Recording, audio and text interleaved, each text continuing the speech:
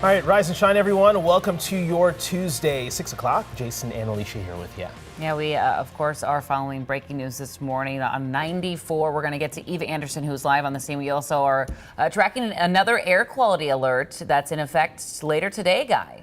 We just can't get a break of these air quality alerts. Now, this not so much related to the wildfire smoke, but still at noon, air quality alerts will kick in for sensitive groups to last through Thursday night. So we're stuck with the heat and air quality alerts for the next couple of days, or the next several days through Thursday night, that is. Upper 80s and low 90s today with sunshine.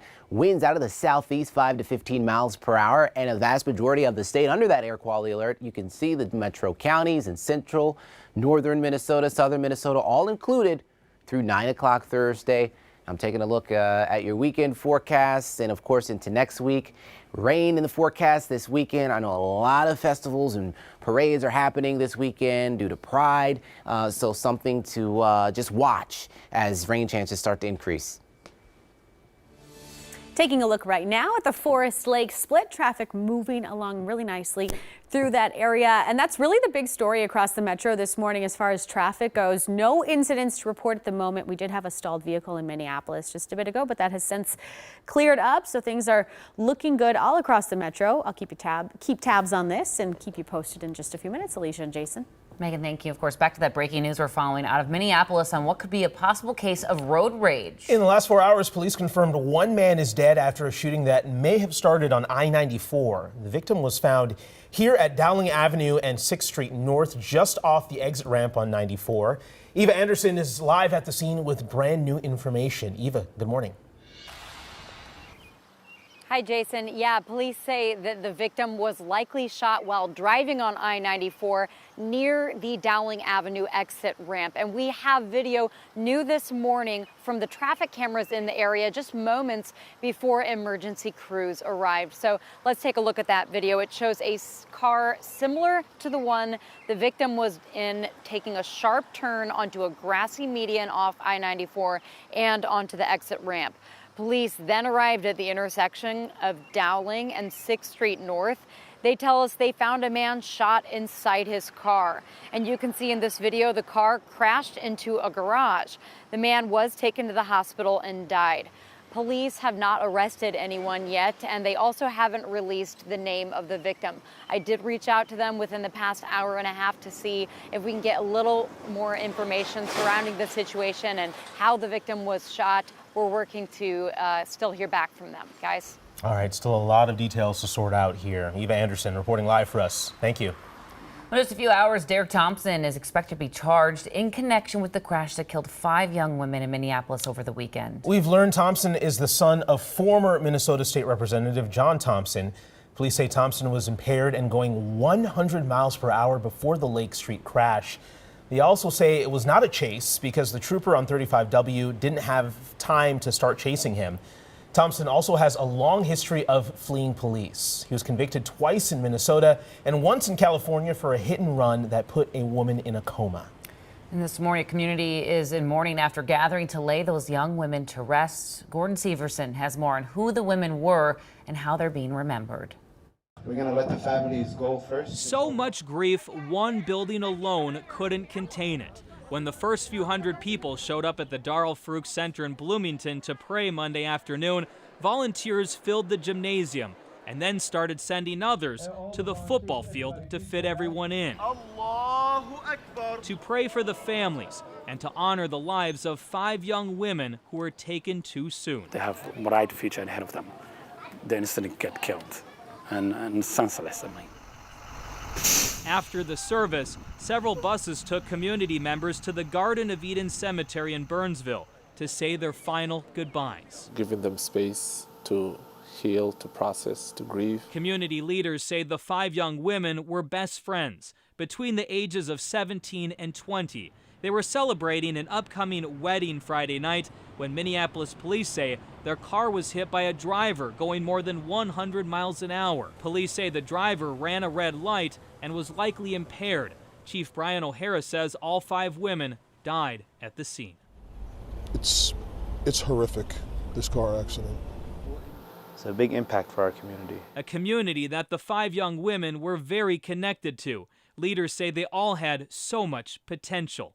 The youngest had recently graduated from Edina High School and had plans to attend the University of Minnesota in the fall. They had bright futures. They had talent. They were caring. They were loving. We lost something big.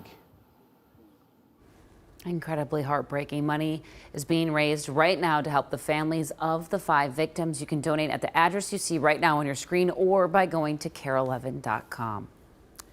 Well, 6:06 on the clock this morning. More of your headlines here. We are 3 days away from Taylor Swift taking over US Bank Stadium. In the last 8 hours, we've learned Metro Transit will have extra routes running the night of her concerts. Metro Transit says it's because of expected high demand for people going to the show and those celebrating Twin Cities Pride. They'll now have service past midnight for some routes and past 1 a.m. for others. Metro Transit originally said they would not be adding extra routes because of staffing. The Mall of America is also offering transportation to the show. The mall providing bus service to and from US Bank Stadium for $13. So we've put together an ultimate guide for fans. Just text the word SWIFT to 763-797-7215 and we'll send you a link back. Please text that number. Do not call. We won't be picking up, and neither will Taylor Swift. In just 3 hours, teachers at St. Paul Public Schools are hosting the second annual Culturally Responsive Instruction Expo. The event is meant to inspire educators to learn from each other and share culturally responsive practices and resources. It'll feature keynote speakers and networking opportunities. The 3-day expo starts at 9 this morning at Washington Technology Magnet School.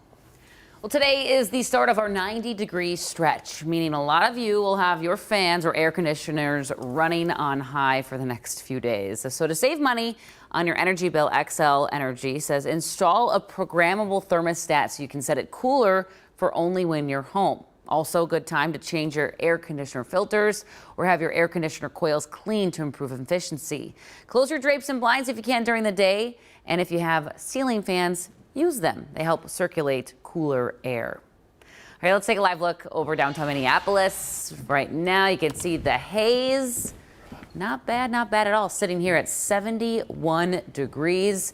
We do have an air quality alert, though. In about 6 hours from now, it will go into effect, warning people of health conditions to stay inside. And Guy, as it's been lately, it's been due to the Canadian wildfires pushing smoke into our region, but this time that's not the case. Yeah, that's not the case. You'll notice blue skies today, slightly hazy for sure. I mean, wildfire smoke still lofted way up in the atmosphere, but it's not making its way to the surface. So once you mix in a little bit of some wildfire smoke, a little bit of haze trapped up in the upper levels of the atmosphere, now we got ground level pollutants. You got winds coming out of the southeast. You got major metro markets like Chicago with all that pollution and compounds. You know, that will be ushered in our way.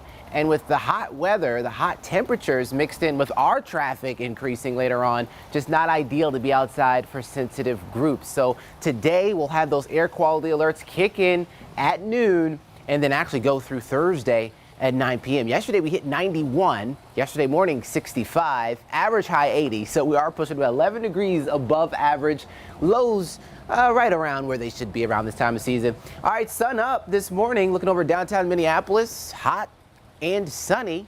Next 12 hours, temperatures really start heating up, and you'll notice by about mid to late morning, because I'll show you what I'm talking about. It's 71 with a southeast wind at 9 miles per hour right now, and then look at 10 a.m. We're already at 81, 10 degrees warmer. Now, noon, going into the early afternoon, upper 80s.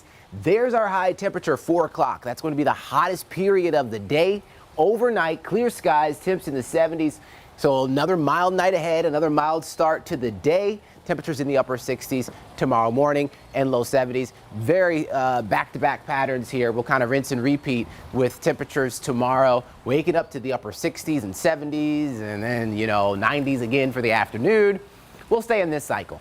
Now, Friday looks to be more dry time than wet. Now, if you're traveling north into northern Minnesota, you'll find rain there. Rain looks to be more scattered north of 94. Saturday, Sunday, now we're talking about better chances for metro counties and southward for Saturday, Sunday. Early next week, cooler temperatures with highs in the low 80s.